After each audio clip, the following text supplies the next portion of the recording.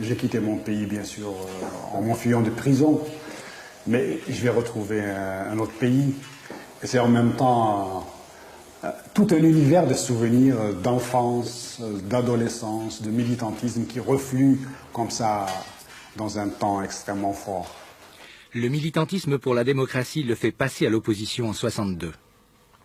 Je profite d'une escale à Paris pour rendre publique ma démission de tous les organismes directeurs de la Révolution. Puis il ouvre un maquis d'opposition en Kabylie. Il est arrêté en 64, mais ne perd jamais l'espoir.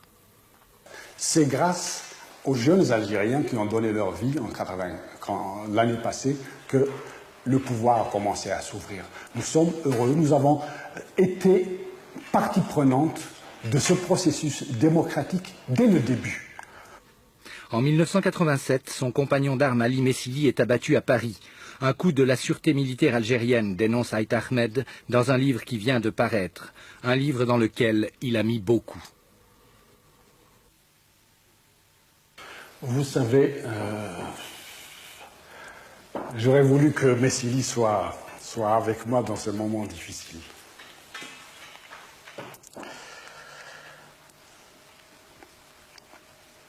J'ai écrit ce livre, donc, c'est un appel du cœur.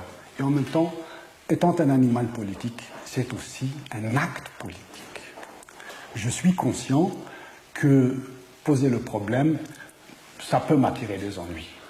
Donc en rentrant aujourd'hui en Algérie, vous prenez le risque que ceux qui ont tué Messili vous tuent aussi. Et vous savez, lorsque j'ai pris le maquis en 1945, vous pensez que je l'ai pris pour arriver au pouvoir?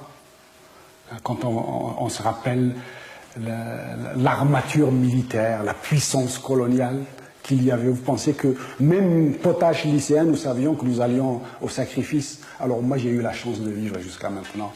Aït Ahmed rentre au pays mais ne désarme pas. Si c'était chez moi, au moins, on aurait dit que j'apportais la baraka, la grande pluie.